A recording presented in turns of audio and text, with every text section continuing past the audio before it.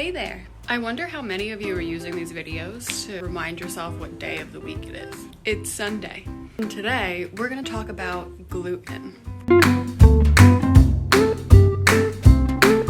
Before we move on and I say anything else, just like a small disclaimer, I am not a doctor or a dietitian or a nutritionist, so if you do anything that involves your diet and your body, talk to your doctor, not just me. Although I did do plenty of research, nobody in a doctor's office is going to take you seriously if you say that you got your health advice from a funny girl on YouTube who also makes ice cream videos.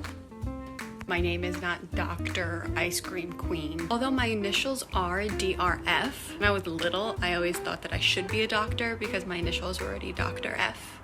That's besides the point. Okay, so what is gluten? Gluten is actually a protein that is found in wheat, barley, and rye.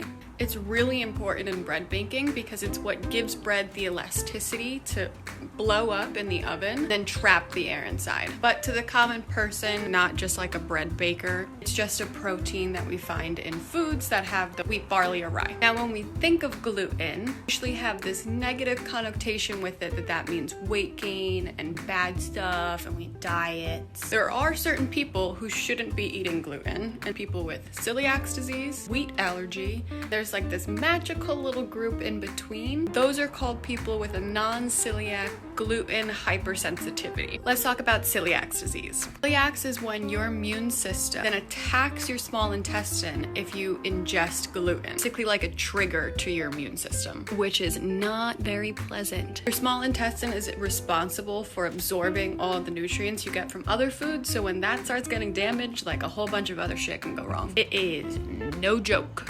Then we have something called a wheat allergy. Not a gluten allergy, it's not a thing, it's a wheat allergy. That's when your immune system has a weird reaction to any of the proteins that are found in wheat. Not just gluten, could be any of them, and there's dozens. Someone with a wheat allergy is going to react the same way that someone with any other type of allergy is going to react if they ingest it. Hives, throat swelling, trouble breathing. They can even go into anaphylactic shock if it's that severe. Also, a big difference is that the wheat allergy shouldn't be touching flour, shouldn't be around flour, anything that has to do with wheat, just like a hard no. Whereas people with celiac just can't ingest it. They, if they touch it, I didn't, but if they did, I mean, it's not gonna cause the same effect. Do you see what I'm saying?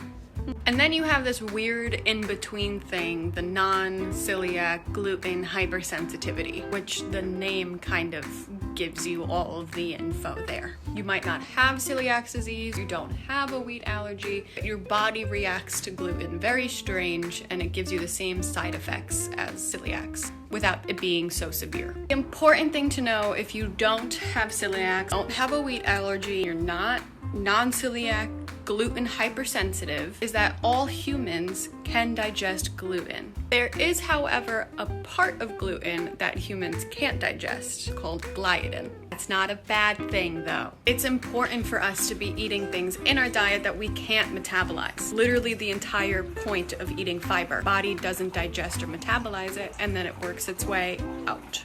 Anything we can't metabolize, we just poop. Except for girls, we don't poop. Point is that if you don't have any of those three things, you'll probably still be eating gluten. Gluten-free foods actually have less fiber, less folic acid, less iron, and less overall nutrients in them. Actually have more sugar and fat. Ugh. Plus, they're more expensive.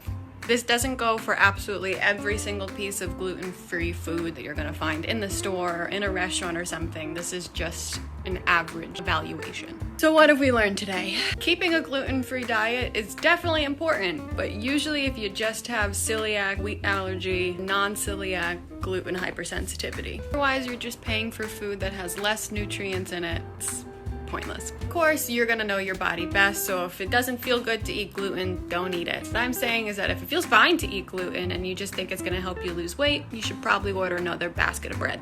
And that's all I got. Make sure you subscribe to my YouTube channel and like, comment, and share all the fun stuff, and I'll see you next Sunday for some more science.